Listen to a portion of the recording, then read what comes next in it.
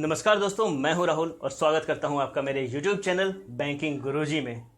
दोस्तों, आज हम लोग चेन रूल देखते हैं। आज हम लोग देखते हैं कि कितने आसान तरीके से हम लोग चेन रूल के क्वेश्चंस को सॉल्व कर सकते हैं।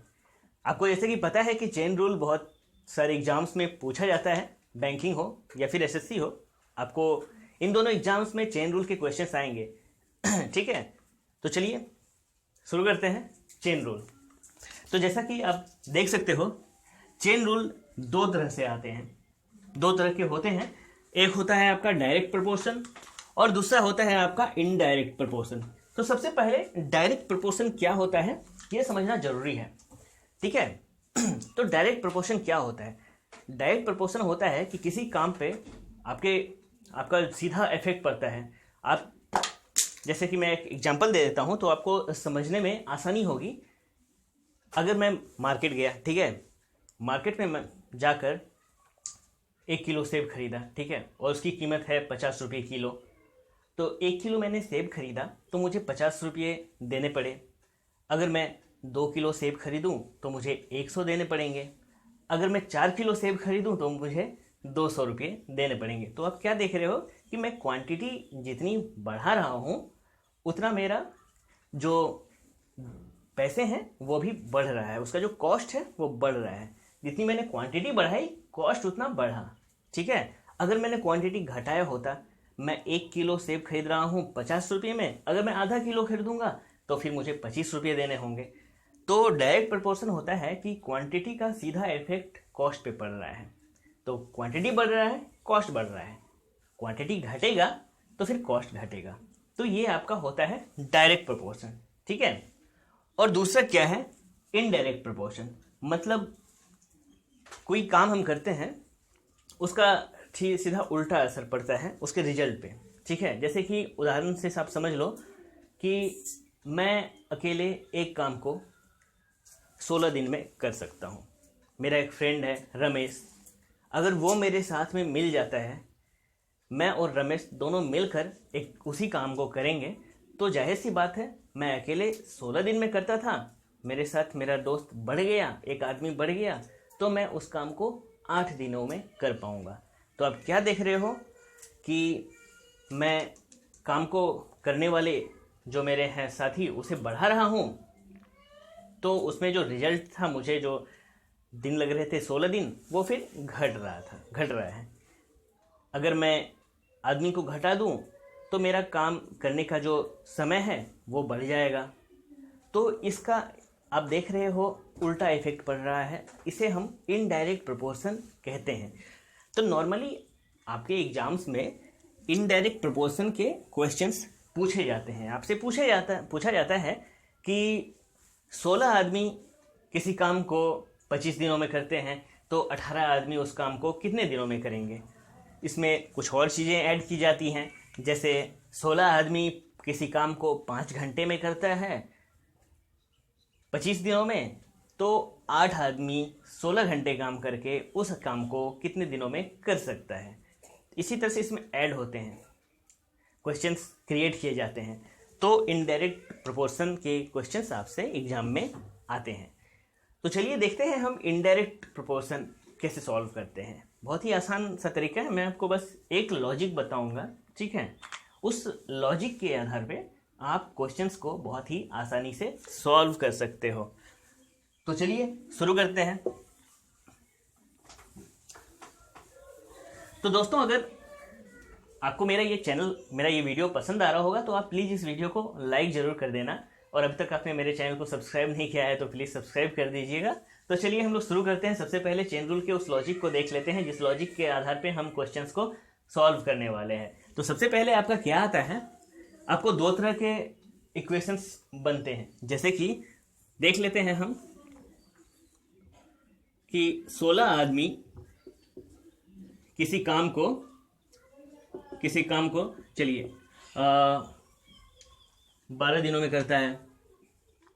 ठीक है, तो फिर 24 आदमी उसी काम को कितने दिनों में करेगा। इस तरह के क्वेश्चन में आपने देखा कि दो तरह के क्वेश्चन है, यानी कि ये मेरा M1 है, ये मेरा D1 है, ये मेरा M2 है, ये मेरा D2 है। तो मतलब हमें M1 पता है, D1 पता है, M2 पता है, तो हमें D2 निकालना होता है। ठीक है, तो वो कैसे निकालेंगे? इसमें टाइम भी ऐड किया जा सकता है, वर्क भी ऐड किया जा सकता है, और जो भी पैसे मिलने वाले हैं, मजदूरी होती है, जो भी काम होते हैं उसके लिए वो भी दिया रहता है।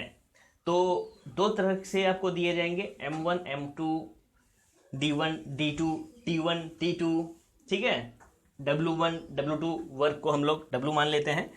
तो सॉल्व कैसे करेंगे? बहुत ही आसान सा तरीका मैं बताने वाला हूं। देखिए, आपको M1 पता है, ठीक है, आपको D1 पता है,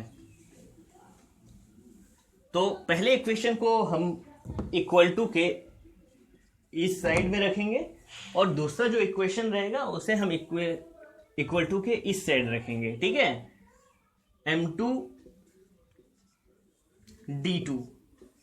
देखिए हो गया। अब मैं इसमें कुछ चीजें ऐड करूंगा। अगर आपको समय भी दिया जा रहा है, पूछा जा रहा है कि कोई आदमी 16 आदमी किसी काम को 5 घंटे का करके 24 दिनों में समाप्त कर सकता है, तो 8 आदमी उसी काम को 18 घंटे करके कितने दिनों में समाप्त करेगा? ठीक है, इसमें तो आप क्या देख रहे हो कि इसमें आपको टाइम दिया जा रहा है। ठीक है, जो भी आपका 5 घंटे या 18 घंटे का समय है वो आपका टाइम है। तो उस टाइम को आप इसमें फिर कैसे ऐड करोगे? अगर आपके पास टाइम है तो उसे आप यहाँ पे T1 गुना करोगे। ठीक है, अब उसमें मैं काम को ऐड करता हूँ। जैसे कि 5 आदमी 18 घंटे काम करके 35 किताबें लिख सकता है, तो 16 आदमी 25 घंटे काम करके 10 दिनों में कितने किताब लिख सकेगा? इसमें आपने क्या देखा? 32 किताब, वो एक काम है। कितना काम मैं कर पा रहा हूँ? मैं इतने समय में इतने आदमियों के साथ में 32 बुक्स लिख सकता हूँ, तो फिर कितने बुक्स लिख पाऊंगा? वो आपका वर्क है, काम है। तो फिर वर्क को हम इस इक्वेशन में कैसे ऐड करेंगे?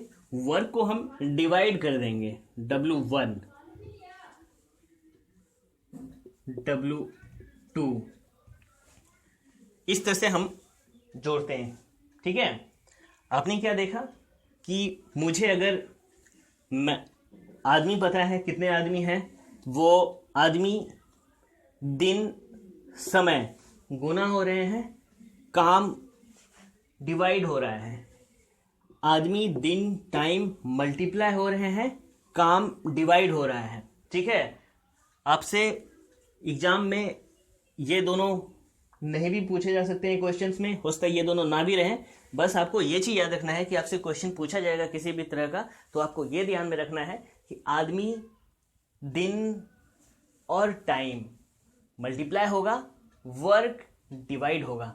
सेकंड में भी वही चीज करना है, आदमी दिन टाइम मल्टीप्लाई होगा, वर्क डिवाइड होगा। ठीक है, इसमें एक चीज और ऐड हो सकता है। वो क्या ऐड हो सकता है? मनी। ठीक है, मनी ऐड हो सकता है कि मैं इस काम को करूंगा तो मुझे इतने रुपये मिलेंगे। तो अगर मैं अपनी काम की क्षमता बढ़ा दूं, अगर मैं 20 बुक्स लिख सकता हूं, मैं 100 रुपये कमाता हूं, मैं 32 बुक्स लिखूंगा, तो फिर मुझे कितने रुपये मिलेंगे? ठीक है, मैंने क्या किया? इसमें पैसे जोड़ दिए, मनी ऐड कर दिया उसी काम में। तो मनी इसमें आपसे कैसे आएगा? आपसे हो सकता है सारी डिटेल्स दी हो और पूछा जाए कि आप कितने रुपये कमाओगे। अगर आप पहले इतने रुपये कमा रहे थे तो अब आप कितने रुपये कमाओगे? ठीक है, तो मनी कैसे ऐड होगा? ठीक है, मनी को हम सिंबल कर देते हैं R से, R फॉर मनी, क्योंकि M के लिए मैंने मैन के लिए M यूज ऑलरेडी कर लिया है, इसलिए R हम लोग मनी के लिए कर लेते हैं। तो इसमें आप देखो सेम है, इसमें R1 यहाँ पे होगा, मतलब R1 भी आपका डिवाइड होगा इसमें। ठीक है, इंटू R2, ये आपका इक्वेशन बन गया है। इस एक लॉजिक के देखिए, इसमें मैंने 3-4 फॉर्मूला ऐड किया है, हो गया है। ठीक है।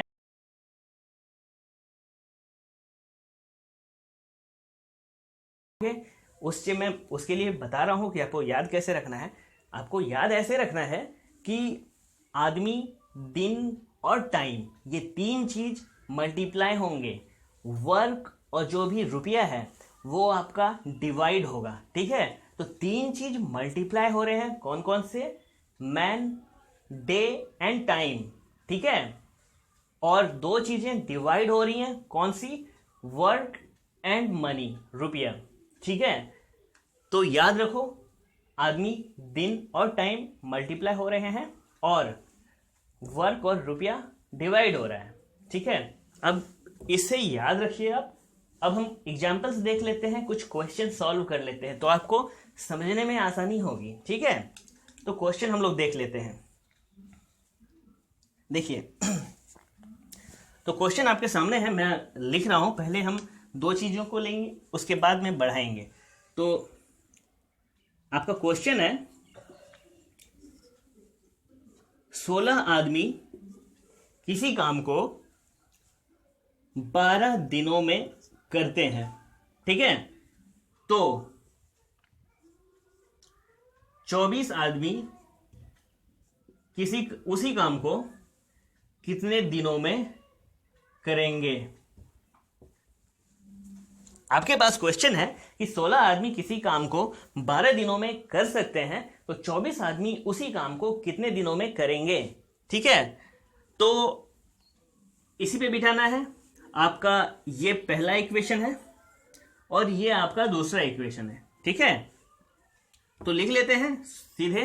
हमें क्या करना है कि आदमी और दिन मल्टीप्लाई होता है, वही चीज कर देना है। ये मेरा M1 D1 है, तो देखिए 16 इंटू 12 इक्वल टू, क्योंकि टाइम, वर्क, रुपया तो है नहीं इसमें, इसलिए उसको हम छोड़ देंगे, जरूरत नहीं है उसकी। ठीक है, और मेरा दूसरा M2 भी पता है हमें, 24 इंटू D2।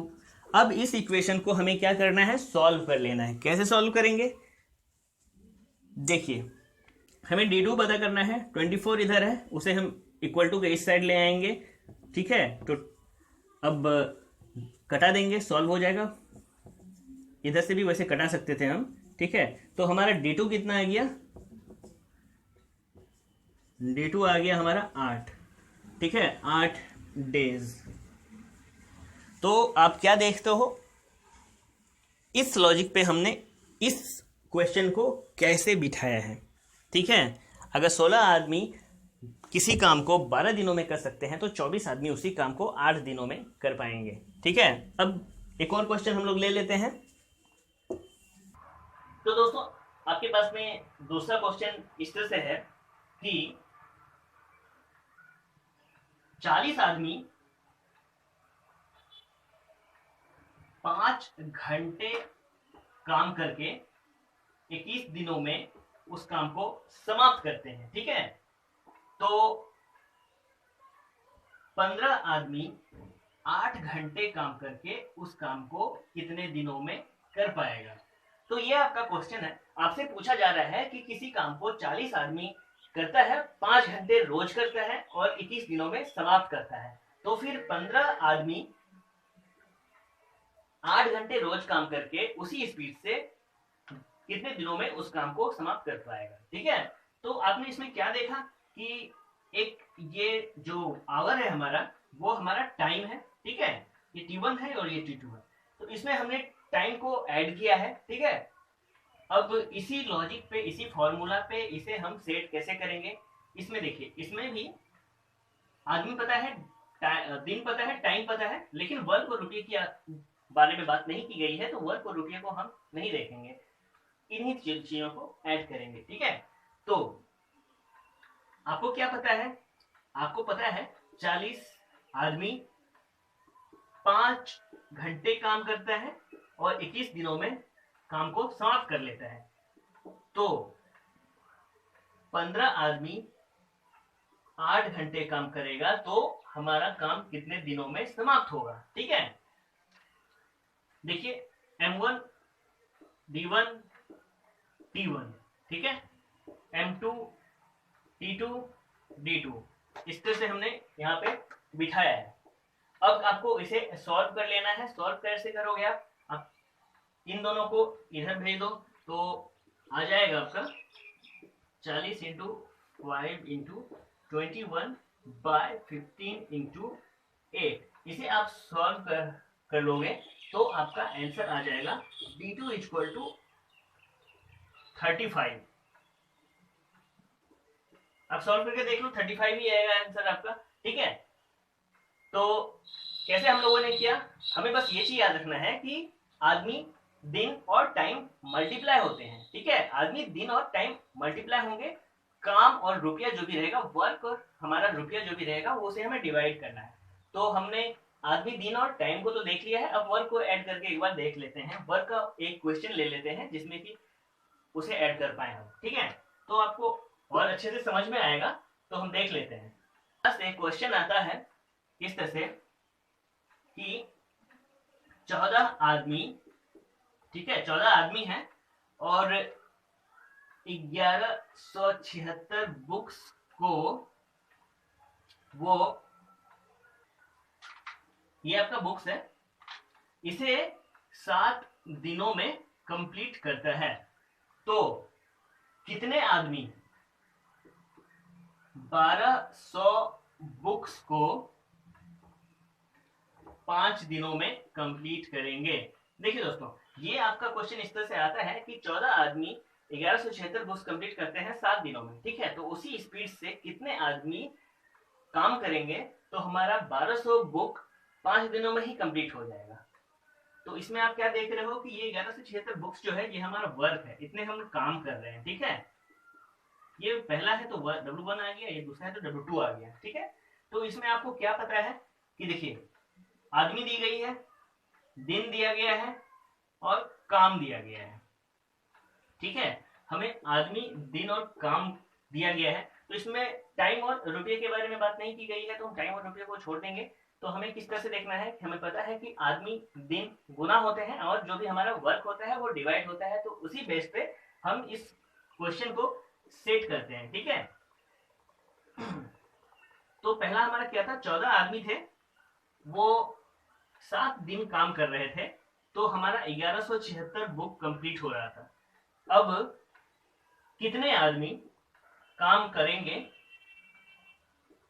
5 दिन, तो हमारा 1200 बुक्स कंप्लीट हो जाएगा। ठीक है, इसे हम सॉल्व कर लेते हैं, क्रॉस मल्टीप्लीकेशन कर लेंगे हम इसे हम इधर भेजेंगे तो डिवाइड होगा, इक्वल टू के साइड लाएंगे तो ये डिवाइड होगा, ऐसे इक्वल टू के साइड लाएंगे तो ये मल्टीप्लाई होगा। ठीक है, तो कर लेते हैं हम लोग 14 इंटू 7 इंटू 1200 बाय 1176 इंटू 5।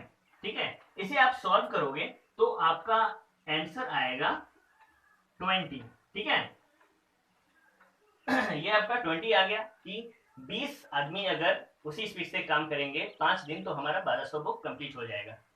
अब बैंक एग्जाम में सीधे सीधे तो पूछा नहीं जाता, उसमें थोड़ा सा वो लोग घुमा क्या देते हैं, आपसे इस तरह से इसी क्वेश्चन पे पूछ सकते हैं कि कितने अधिक आदमियों की जरूरत होगी। अगर 14 आदमी 7 दिन काम करके 1176 बुक्स कंप्लीट कर पा रहा है, तो उसमें हम कितने और आदमियों को ऐड करें ताकि हमारा 1200 बुक सिर्फ 5 दिनों में ही कंप्लीट हो जाए। तो आपको ये नया पता चल गया कि 20 आदमी हमारा कर पाएंगे 5 दिन में, और पहले कितना करते थे, 14 आदमी करते थे, तो हमने उसमें कितने आदमी ऐड किया, 6 आदमी ऐड किया। सिंपल से आप 20 माइनस 14 कर दो तो आपका 6 आदमी आंसर आया था। ये हमारा आंसर उस केस में आया है जब हमसे पूछा जाए कि कितने और अधिक आदमियों की आवश्यकता होगी हमें इस काम को कंप्लीट करने के लिए।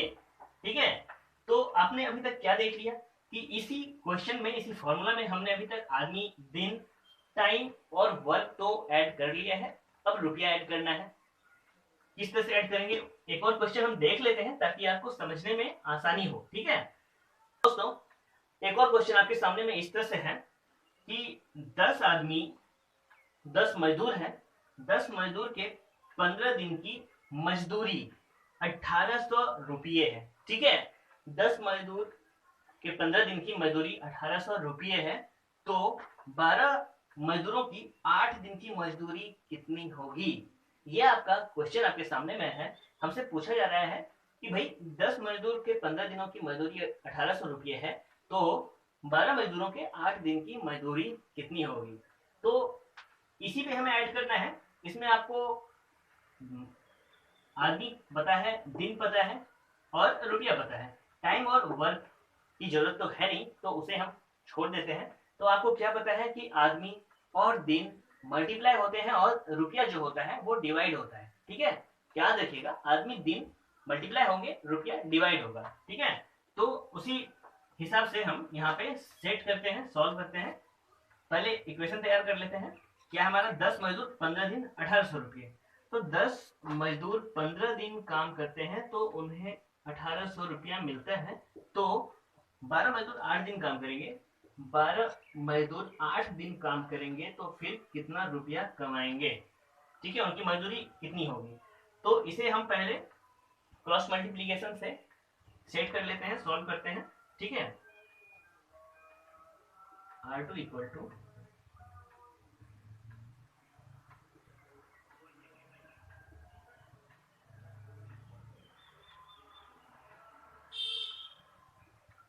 ठीक है, इस तरह से आता है। आप इसको अगर सॉल्व कर लोगे तो सॉल्व करने के बाद आपके पास आंसर आएगा R2 इक्वल टू 1152 रुपये। ठीक है, तो आप कह सकते हो कि 10 मजदूरों को 15 दिन में 1800 रुपये मजदूरी मिलती है, तो 12 मजदूरों को 8 दिनों में 1152 रुपये की मजदूरी मिलेगी। ठीक है दोस्तों, इस तरह से हम सॉल्व करते हैं चेन रूल के क्वेश्चंस। तो आपको क्या याद रखना है, आपको बस एक लॉजिक याद रखना है। मतलब ट्रिक्स याद करने के लिए एक ट्रिक समझ लीजिए, एक लॉजिक याद रखना है। वो लॉजिक क्या है, बहुत ही आसान है।